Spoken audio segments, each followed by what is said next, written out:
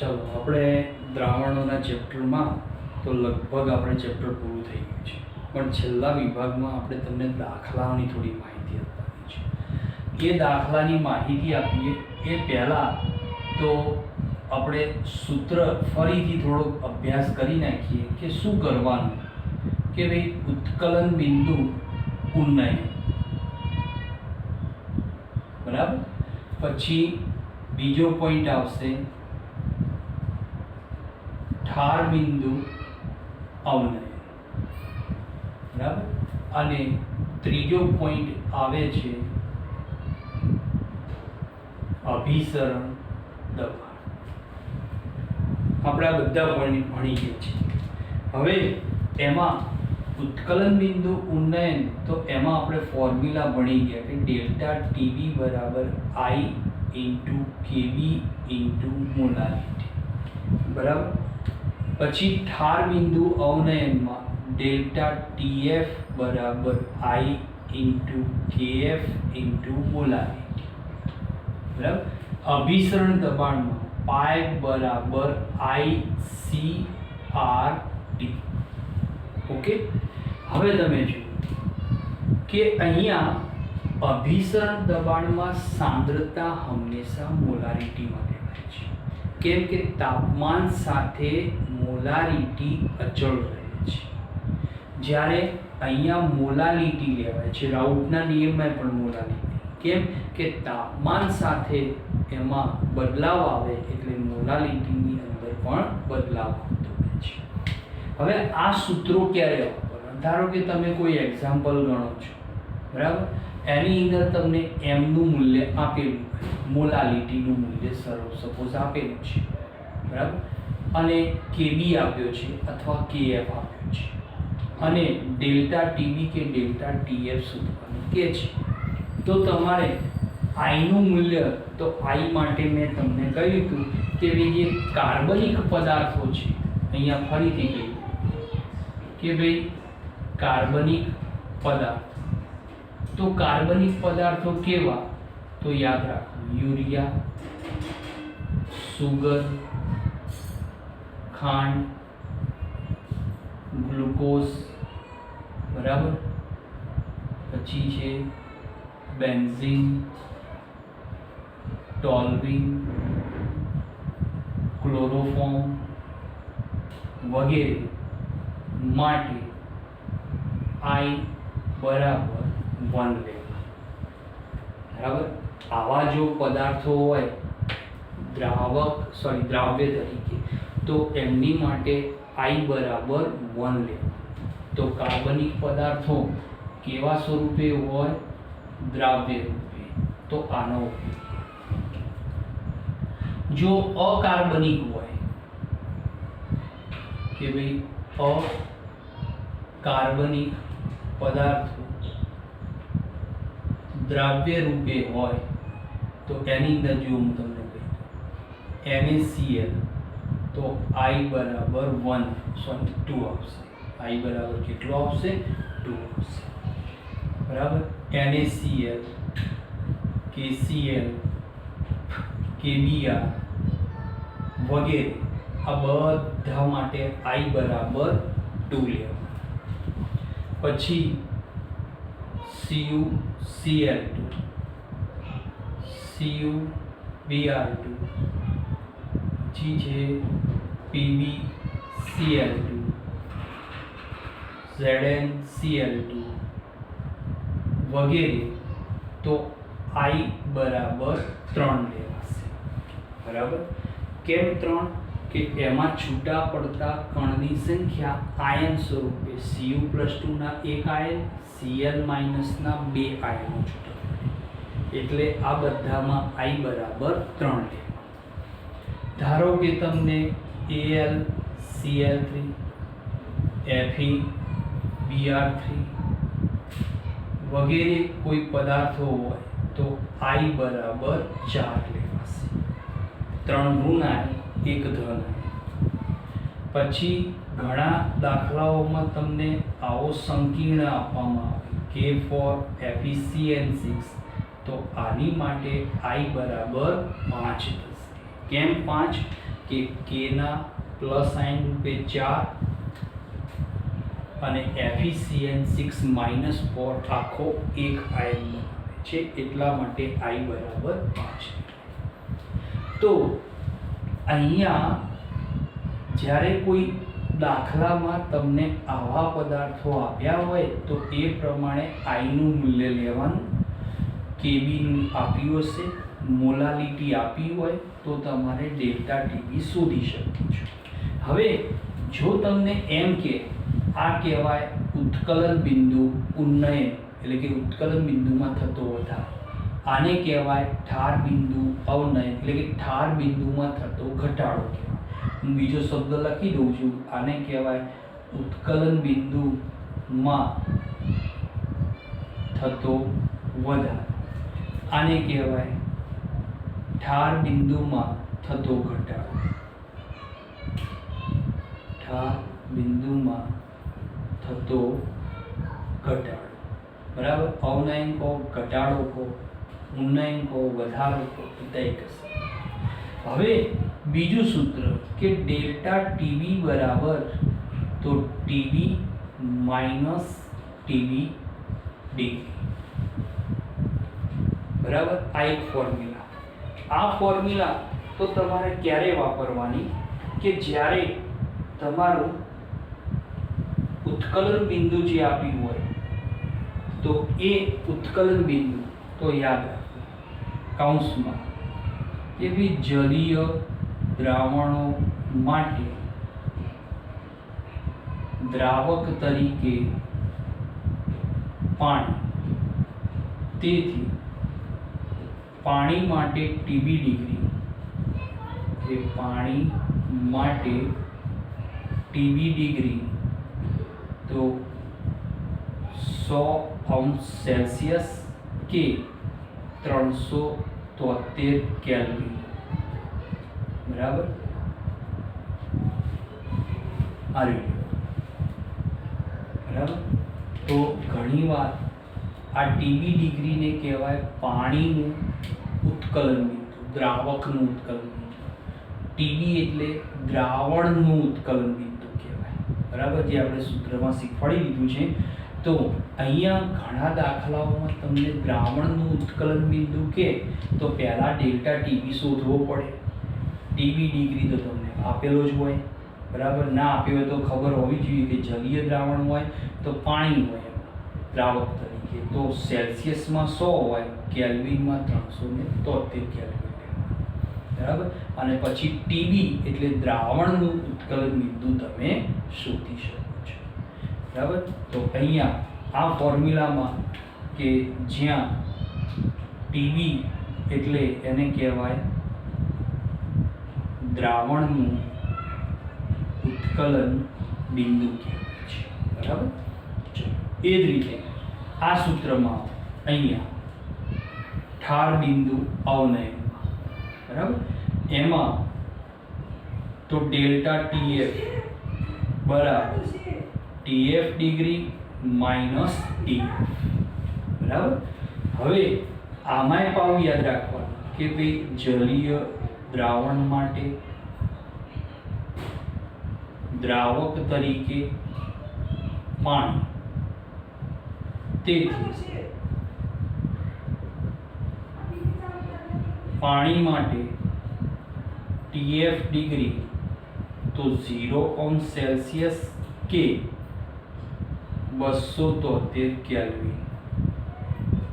જોજો ઠાર બિંદુ છે એટલે ઠાર બિંદુ 0°C કોનું કોઈ જલીય દ્રાવણ કહેલું હોય ગમે તે પદાર્થનું, આ પૈકી ગમે તે પદાર્થનું જલીય દ્રાવણ કહેવામાં આવે તો એ દ્રાવણમાં દ્રાવક તરીકે પાણી હોય અને એ પાણીનું એટલે કે દ્રાવકનું ઠાર બિંદુ ટીએફ ડિગ્રી 0°C અને કેલ્વિનમાં 273 કેલ્વિન.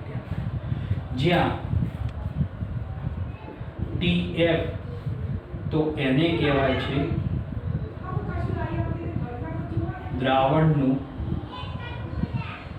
ઠાર બિંદુ. બરાબર.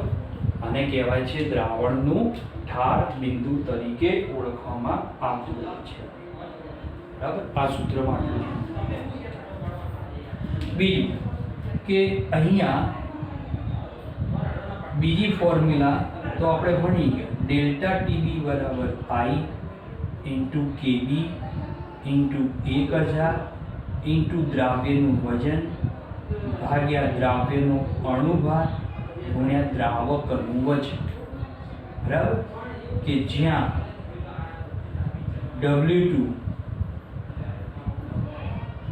દ્રાવ્યનું વજન, W1 એટલે દ્રાવકનું વજન કહેવાય છે, બરાબર. આ રીતે ઘણીવાર દાખલામાં તમને શું આપવામાં આવે કે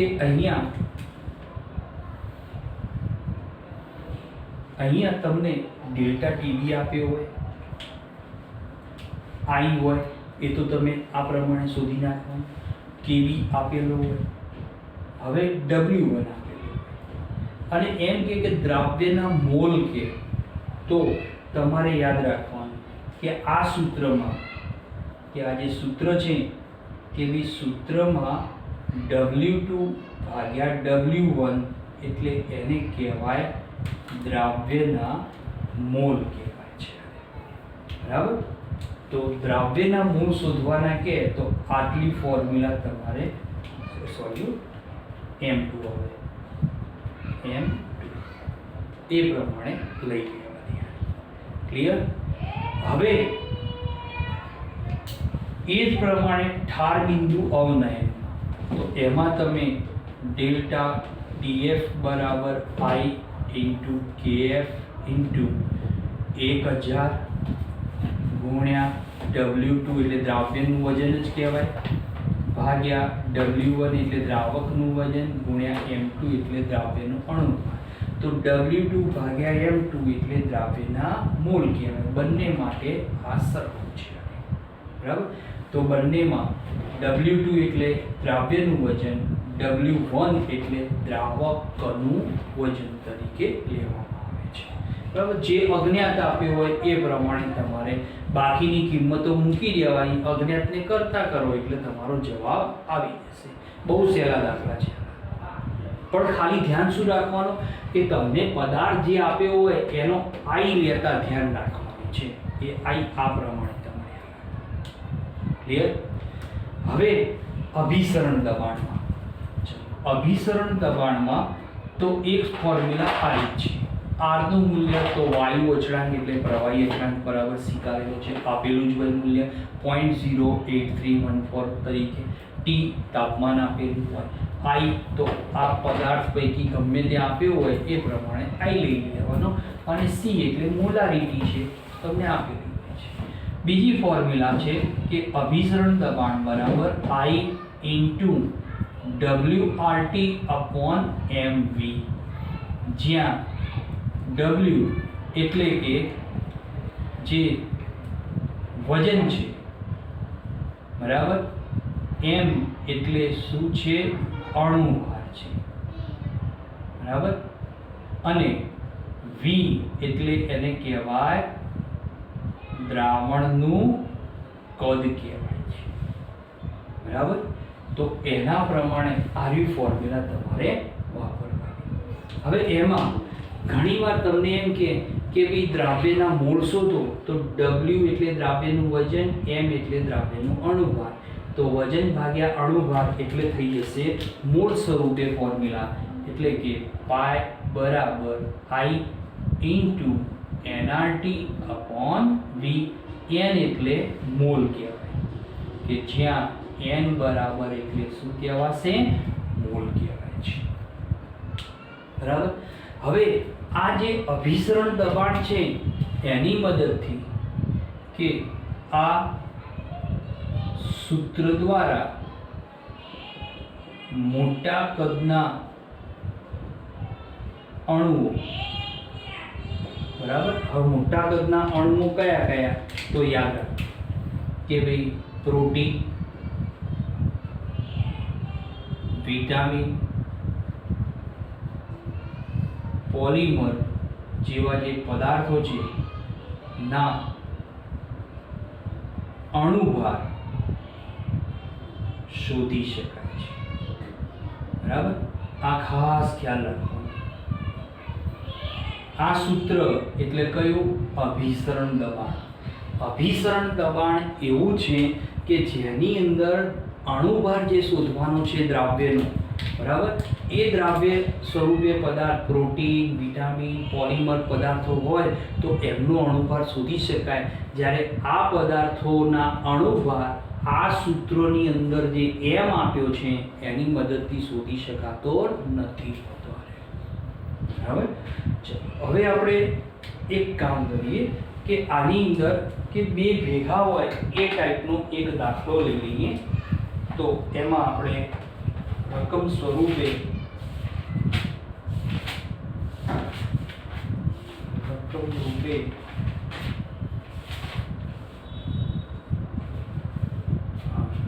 કે 2% એક્ઝામ્પલ લઉં છું.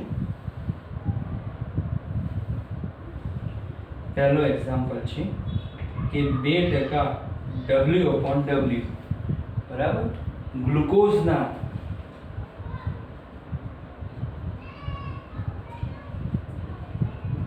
જલીય દ્રાવણ ઉત્કલન બિંદુ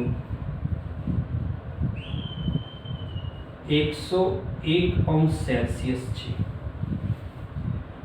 તો દ્રાવણમાં, તો આ જ દ્રાવણમાં 102 ગ્રામ પાણી ઉમેરતા નવા જલીય દ્રાવણનું ઉત્કલન બિંદુ કેટલું? બરાબર, તો અહીંયા આ દાખલો એક વિશિષ્ટ છે. બરાબર, જે સહેલા છે એ તમે તમારી ચોપડીમાં આપ્યા છે એ પ્રમાણે ગણવાના. બરાબર, મેં તમને અહીંયા સમજાવી દીધું. આ સૂત્ર વાપરવાનું, સૂત્રની અંદર જે વસ્તુ કીધી છે એ બધા પદો મૂકી દેવાના. એક અજ્ઞાત હોય એ અજ્ઞાતને તમે શોધી શકો છો. અહીંયા અલગ છે દાખલો કે ભાઈ આ દાખલામાં શું શું કહેલું છે. તો સૌથી પહેલા કે ભાઈ 2% W/W, આનો અર્થ શું થાય? તો તમને અર્થ શીખવાડેલો છે આ 11 સાયન્સમાં કે ભાઈ 100 ગ્રામ દ્રાવણમાં દ્રાવ્યનો જથ્થો 2 ગ્રામ. એટલે શું થયું કે W2, બરાબર, એટલે દ્રાવ્યનું વજન કેટલું છે? 2 ગ્રામ. ચલો W1 એટલે કે દ્રાવકનું વજન, દ્રાવકનું વજન તો કેટલું થશે? 98 ગ્રામ. કઈ રીતે? તો દ્રાવણનું વજન 100, દ્રાવ્યનું 2, તો દ્રાવકનું વજન એમાંથી બાદ કરો 100 માંથી એટલે આપણને 98 ગ્રામ મળશે. બરાબર, ચલો દ્રાવ્યનો અણુભાર M2, તો પદાર્થ કોણ છે? ગ્લુકોઝ, એટલે અણુભાર તો તમને આવડવો જોઈએ 180 ગ્રામ પ્રતિ મોલ છે. બરાબર, હવે આ દ્રાવણ એનું ઉત્કલન બિંદુ આપ્યું છે. તો દ્રાવણનું ઉત્કલન બિંદુ મેં અહીંયા લખ્યું. દ્રાવણનું ઉત્કલન બિંદુ એટલે TB કહેવાય. ચલો TB કેટલો આપ્યો છે? 101°C આપ્યો છે. રાઈટ, કેવું દ્રાવણ કીધું? જલીય દ્રાવણ. તો મેં અહીંયા લખ્યું કે જલીય દ્રાવણ માટે દ્રાવક તરીકે પાણી, અને પાણી હોય તો TB ડિગ્રીનું મૂલ્ય સેલ્સિયસમાં કેટલું લેવાનું? 100, કેમ કે આ સેલ્સિયસમાં આપ્યું છે. તો TB બરાબર 100°C. તો એના ઉપરથી therefore ડેલ્ટા TB બરાબર TB માઇનસ TB ડિગ્રી, તો 101 માઇનસ 100, તો therefore ડેલ્ટા TB કેટલો મળશે? 1°C. ઓકે, હવે એમ કે છે કે આના આ જ દ્રાવણમાં આટલું પાણી ઉમેરીએ તો નવા દ્રાવણનું ઉત્કલન બિંદુ શોધવાનું છે. તો એ શોધવા માટે આપણે શું કરીશું? સૌથી પહેલા આ જે પરિસ્થિતિ આપી છે એના ઉપરથી KB શોધી નાખીએ. KB અજ્ઞાત છે. કેમ અજ્ઞાત છે? તો અહીંયા આપણે પદ મૂકીએ કે ભાઈ KB ને કરતા કરીએ કે therefore KB અજ્ઞાત છે.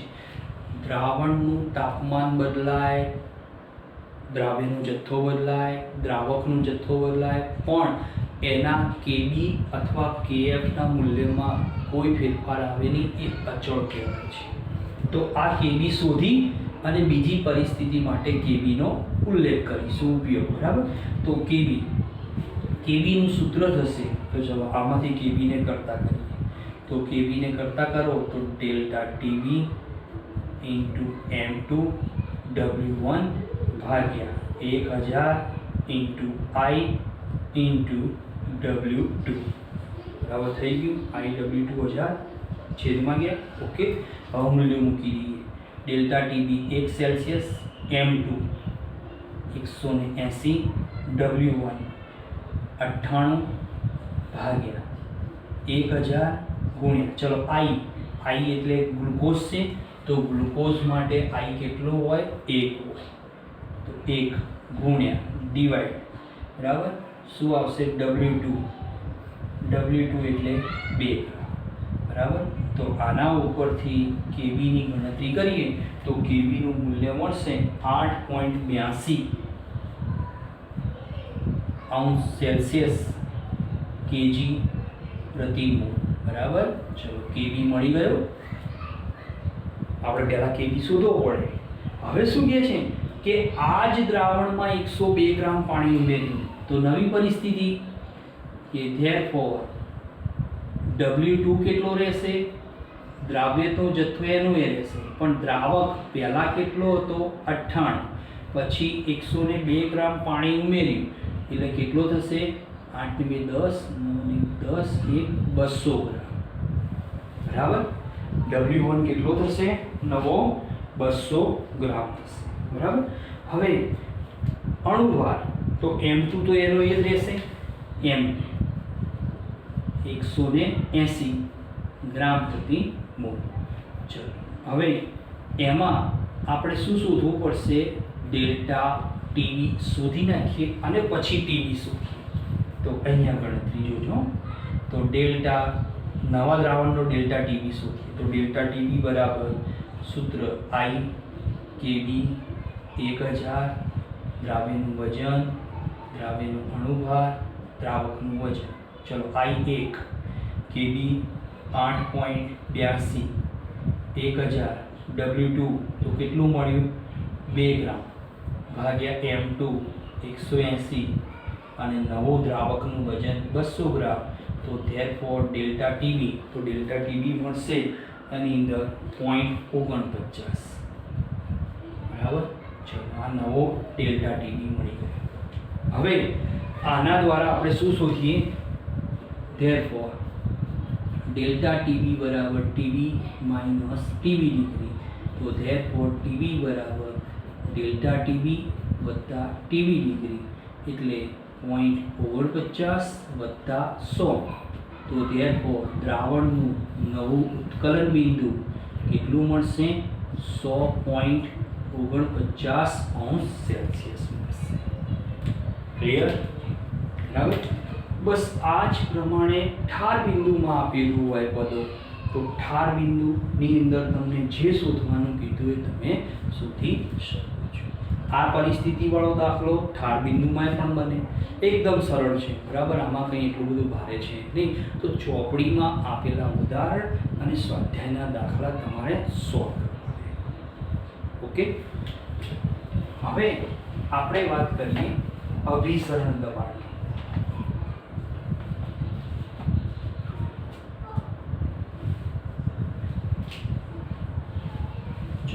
અભિસરણ દબાણ. હવે અભિસરણ દબાણ જે ટોપિક છે, તો અભિસરણ દબાણમાં પણ એક ટાઈપના દાખલા છે, કોઈ ભારે નથી. તો અભિસરણ દબાણમાં આપણે એક દાખલો લઈએ કે 2% વેઇટ બાય વોલ્યુમ યુરિયાના જદ્રાનું 300 કેલ્વિને અભિસરણ દબાણ કેટલું, એટલે કે પાયનું મૂલ્ય કેટલું થાય એ આપણે શોધવું છે. બરાબર. હવે સૌથી પહેલા કે ભાઈ 2% W/V, થોડો ટ્વિસ્ટ દાખલો લીધો, સહેલા તમારી ચોપડીમાં આપેલા છે. આનો અર્થ શું થાય કે 100 ml દ્રાવણમાં દ્રાવ્યનું વજન કેટલું મળે? 2 ગ્રામ. એટલે કે W બરાબર કેટલો મળશે? 2 ગ્રામ. પછી દ્રાવણનું કદ V બરાબર કેટલું મળે? 100 ml. થઈ ગયું? આ સૂત્ર વાપરવાનું છે આપણે. તો જો V મળી ગયો, W મળી ગયો. ચલો M દ્રાવ્ય કોણ? યુરિયા. યુરિયાનો અણુભાર તમારે શોધી નાખવાનો જાતે, 60 ગ્રામ પ્રતિ.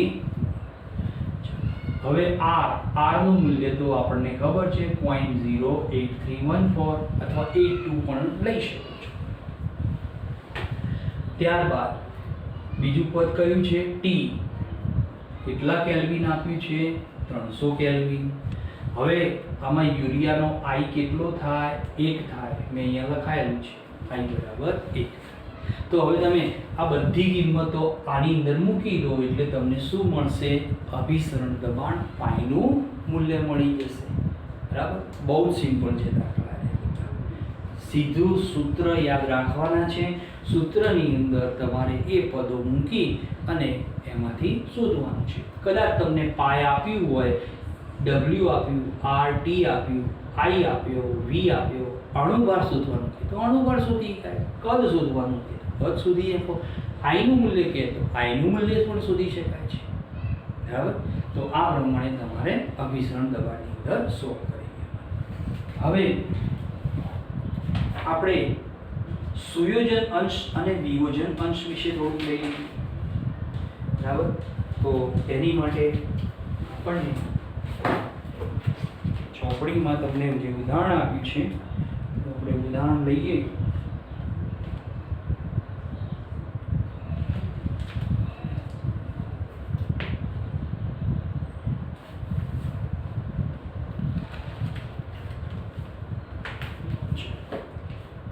ચોપડીમાં ઉદાહરણ આપ્યું છે. તો ઉદાહરણ છે કે કોયડો નંબર, હું રકમ નથી લખતો, કોયડાનો નંબર લખું છું 2.13. બરાબર? હવે જો એમાં શું આપ્યું છે કે અહીંયા ઘનતાનું મૂલ્ય આપ્યું છે. બરાબર? ઘનતા કેટલી આપી છે? તો 1.06 ગ્રામ પ્રતિ ml ઘનતા ધરાવતા 0.6 ml એસિટિક એસિડને બરાબર 1 લીટર પાણીમાં ઓગાળવામાં આવે છે. ઓકે? તો ઘનતા આપી, ઘનતા બરાબર દળ ભાગ્યા કદ. રાઈટ? હવે અહીંયા કદ કેટલું આપ્યું છે? તો જો કદ આપ્યું છે 0.6 ml. બરાબર? તો આના ઉપરથી એસિટિક એસિડ એટલે AA નું દળ બરાબર, તો ઘનતા કેટલી? 1.06 ગુણ્યા 0.6. ચલો 1.06 ગુણ્યા 0.6 કરીએ. 1.06 ગુણ્યા 0.6 એની કોણ 0.636 ગ્રામ. તો આના ઉપરથી એસિટિક એસિડના મોલ શોધી નાખીએ. ચલો મોલ, આપણને દળ મળી ગયું. આપણે મોલ નથી શોધવું, આપણે મોલારિટી શોધવાની છે. બરાબર? તો અહીંયા મોલારિટી શોધવા માટે તો પદ આવશે કે therefore મોલાલિટી બરાબર 1000 ગુણ્યા દ્રાવ્યનું વજન, દ્રાવ્યનો અણુભાર ગુણ્યા દ્રાવકનું વજન. બરાબર? આ સૂત્ર છે આપણી પાસે. ચલો 1000 ગુણ્યા દ્રાવ્યનું વજન તો 6.636. અણુભાર એસિટિક એસિડનો અણુભાર, તો અણુભાર કેટલો થશે? તો 60. બરાબર? અણુભાર 60 ગ્રામ પ્રતિ ગુણ્યા W1 એટલે દ્રાવકનું વજન. તો દ્રાવક તરીકે 1 લીટર પાણી લીધું છે, બરાબર. કેટલા લીટર પાણી છે? 1 લીટર. 1 લીટર પાણી એટલે 1000 ગ્રામ દ્રાવક થઈ ગયું. કેમ? 1 લીટર પાણી એટલે 1000 ml. પાણીની ઘનતા કેટલી? 1. પાણીની ઘનતા 1, તો ઘનતા બરાબર દળ ભાગ્યા કદ. તો ઘનતા 1 આપી પાણીનું કદ કેટલું છે? 1 લીટર એટલે 1000 ml. તો દળ કેટલું મળે? 1000 ગ્રામ, બરાબર. તો અહીંયા કેલ્ક્યુલેશન કરીએ, ભાગ્યા 60 ધેન ઇક્વલ 0.016 મોલર. ચલો આટલી આટલી મોલાલિટી મળી ગઈ, રાઈટ. હવે શું કહે છે કે ઠાર બિંદુ અવનયન આટલું પ્રાપ્ત થયું, બરાબર. એમાં તો તમને કેવી તમને આપી દેવામાં આવે, ભલે તમને રકમમાં નથી આપ્યું, બરાબર. ઠાર બિંદુ અવનયન એટલે કે ડેલ્ટા ટીએફ. ચલો ડેલ્ટા ટીએફ કેટલો આપ્યો છે? તો 0.0205 અંશ સેલ્સિયસ. ઓકે, કેલ્વિન છે, કેલ્વિન, બરાબર. આટલું મળી ગયું. આ કેવો કહેવાય? અવલોકિત કરે, બરાબર. અવલોકિત એટલે આપણે એને બીજા અર્થમાં કહીએ છીએ, જેને આપણે સૈદ્ધાંતિક,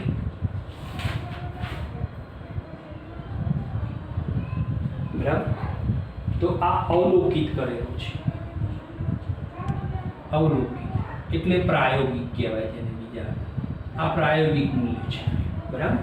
હવે તમે જુઓ કે હવે શું કહે છે કે વોન ડ્રોપ અવયવ અને એસિડનો વિયોજન અચળાંક શોધો. એટલે આઈ શોધવો પડે. વોન ડ્રોપ અવયવ આઈ શોધો તો જ તમે વિયોજન અચળાંક એસિડનો એટલે કે એ શોધવો પડે. એની માટે આપણે શું કરીશું કે સૌથી પહેલાં એની માટે તો આપણે નવો ડેલ્ટા ટીએફ શોધી નાખીએ, બરાબર. આ અવલોકિત છે, તો હવે આપણે પેલું આઈનું મૂલ્ય શોધવું હોય, વોન ડ્રોપ અવયવ આઈ, તો એની માટે આપણે ફોર્મ્યુલા છે કે સંખ્યાત્મક ગુણધર્મનું અવલોકિત મૂલ્ય એટલે પ્રાયોગિક ભાગ્યા સંખ્યાત્મક ગુણધર્મનું સૈદ્ધાંતિક એટલે ગણતરી કરેલું મૂલ્ય, એટલે એના ઉપરથી વોન ડ્રોપ અવયવ આઈ મળે. આઈ શોધવા માટે હું નવો ડેલ્ટા ટીએફ શોધું. આ દ્રાવણનું ઠાર બિંદુ એટલે I into KF into molality. ચલો અહીંયા આઈ બરાબર કેટલો થશે? તો અહીંયા આઈ બરાબર 1 થશે. એસિડિક એસિડ છે એટલે 1 થાય. કાર્બનિક પદાર્થો માટે 1 છે, હંમેશા યાદ રાખજો, બરાબર. 1.86 કેએફનું મૂલ્ય છે અને મોલાલિટી કેટલી છે? 0.0106. એટલે ધેરફોર ડેલ્ટા ટીએફ એનું મૂલ્ય મળશે તો 0.0197 કેલ્વિન. આ કેવું મૂલ્ય મળ્યું? ગણતરી કરે એટલે આને કહેવાય સૈદ્ધાંતિક મૂલ્ય કહેવાય છે. ઓકે, ચલો આ મૂલ્ય મળી ગયું સૈદ્ધાંતિક. તો આના ઉપરથી વોન ડ્રોપ અવયવ આઈ, તો એની માટે સૂત્ર થશે ડેલ્ટા ટીએફ પ્રાયોગિક ભાગ્યા ડેલ્ટા ટીએફ સૈદ્ધાંતિક. તો પ્રાયોગિક 0.0205 0.0197. તો ધેરફોર આઈ બરાબર, તો આઈ કેટલો મળશે? 1.041. ચલો આઈ મળી ગયો, બરાબર. આઈ આપણને પ્રાપ્ત થઈ. હવે જુઓ, હવે આપણે શું કરવાનું છે કે હવે આપણે જે આઈ આપણને 1.041 જે મૂલ્ય મળી એનો આપણે ઉપયોગ ક્યાં કરવાનો છે? વિયોજન અચળાંક શોધવા માટે. હવે વિયોજન અચળાંકનું સૂત્ર તો આપણે અહીંયા લઈ લઈએ આટલા વિભાગમાં. આ તમે યાદ રાખજો, આ વિભાગમાં લઈ લઈએ. હા, અહીંયા લઈ લઈએ, બરાબર.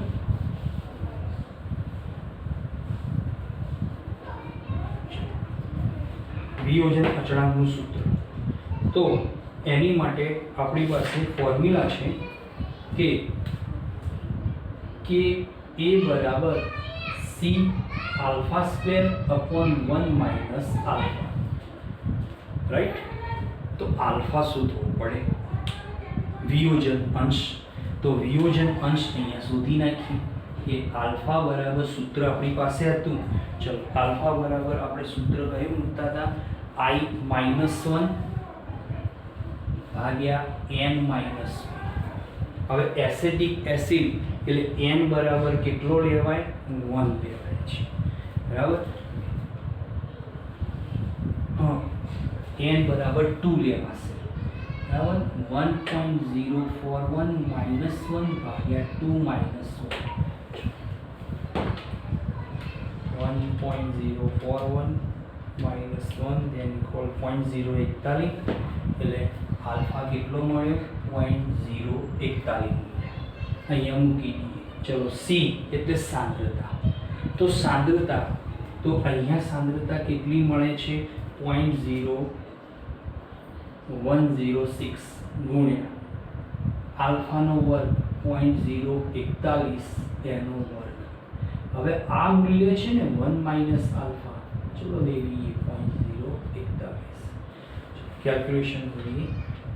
0.041 ગુણ્યા 0.041 ગુણ્યા 0.0106 તેને આટલું ભાગ્યા એકમાંથી, તો ઉપર મૂલ્ય મળે છે 0.178 ભાગ્યા 1 માઇનસ 0.041, તો 0.9599, બરાબર. તો 0.00178 ભાગ્યા 0.959 જેની ફોર, તો આપણને મૂલ્ય મળશે આટલું 0.48085. એટલે કે એ બરાબર આપણું મૂલ્ય આવી ગયું, બરાબર. ચોપડી કરતાં મેં સરળ શીખવાડી પદ્ધતિ 85 ગુણ્યા 10⁻5. ક્લિયર? ચોપડી કરતાં અલગ પદ્ધતિ છે, બહુ સરળ છે. કે એસિટિક એસિડની ઘનતા આપી હતી, બરાબર, એનું કદ આપ્યું હતું એસિટિક એસિડ, તો એના આધારે મેં એસિટિક એસિડનું દળ શોધી નાખ્યું, વજન. હવે વજન શોધ્યું એટલે મેં મોલાલિટી શોધી. મોલાલિટી માટે આ સૂત્ર, તો મોલાલિટી મળી ગઈ. હવે એમાં મેં W1 એટલે દ્રાવકનું વજન, તો દ્રાવક પાણી કેટલું આપ્યું? 1 લીટર આપ્યું. 1 લીટર એટલે 1000 ml. અને દ્રાવક તરીકે પાણીનું જે વજન એ જ કદ, અથવા જે કદ એ જ વજન કહેવાય, એની ઘનતા 1 છે એટલા માટે. તો મોલાલિટી મળી ગઈ. હવે આપણને રકમમાં ડેલ્ટા TF આપેલું છે, ઠાર બિંદુ અવનયન આપેલું છે. કેટલું આપ્યું છે? 0.0205 કેલ્વિન. એ કયું મૂલ્ય છે? અવલોકિત એટલે પ્રાયોગિક કહેવાય, બરાબર. શોધવાનું શું કીધું? વોન્ટ ઓફ અવયવ I. તો ડેલ્ટા TF એક સંખ્યાત્મક ગુણધર્મમાં આવશે, આપણે વાત કરી દીધી હતી ગયા પિરિયડમાં. તો વોન્ટ ઓફ અવયવ I બરાબર સૂત્ર થાય ડેલ્ટા TF પ્રાયોગિક ભાગ્યા ડેલ્ટા TF સૈદ્ધાંતિક. તો સૈદ્ધાંતિક મૂલ્ય શોધવા માટે ડેલ્ટા TFની આ ફોર્મ્યુલા આ IKF ઇન્ટુ મોલાલિટી, બરાબર. એટલે ડેલ્ટા TF નવો મળ્યો. કેવો મળ્યો? સૈદ્ધાંતિક, ગણતરી કરેલો, અને રકમમાં આપેલો અવલોકિત એટલે પ્રાયોગિક કહેવાય. એના આધારે વોન્ટ ઓફ અવયવ I નું મૂલ્ય મળ્યું 1.041, બરાબર. જે ચોપડીમાં મળ્યું છે એ જ મૂલ્ય મળશે. પદ્ધતિ બહુ સરળ શીખવાડી હતી. પછી આલ્ફા શોધ્યો, વિયોજન અંશ, એનું સૂત્ર પણ આવી ગયું I-1 ભાગ્યા n-1, બરાબર. તો એ પ્રમાણે આલ્ફાનું મૂલ્ય 0.041 મળ્યું.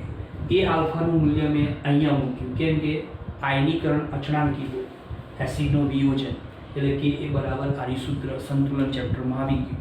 આ સૂત્રમાં C એટલે મોલાલિટીનું મૂલ્ય આટલું, અને આલ્ફા જે શોધ્યો મૂક્યો, કેલ્ક્યુલેશન કર્યું. તમારી ચોપડીમાં કેલ્ક્યુલેશન બહુ અલગ પદ્ધતિ આપી, આ સરળ પદ્ધતિ છે. બરાબર. તો આવી સરળ પદ્ધતિનો ઉપયોગ કરીને વિયોજન અચળાંક આપણને આટલો પ્રાપ્ત થાય છે. બરાબર. હવે એ સિવાય તમારી બુકમાં બીજું એક તમને આપ્યું છે દાખલો કે 25 ગ્રામ બેન્ઝીનમાં 2 ગ્રામ બેન્ઝોઇક એસિડ તો ઠાર બિંદુ અવનયન આટલું મળે છે. એટલે તમારે શું કરવાનું, પહેલાં મોલારિટી શોધવાની.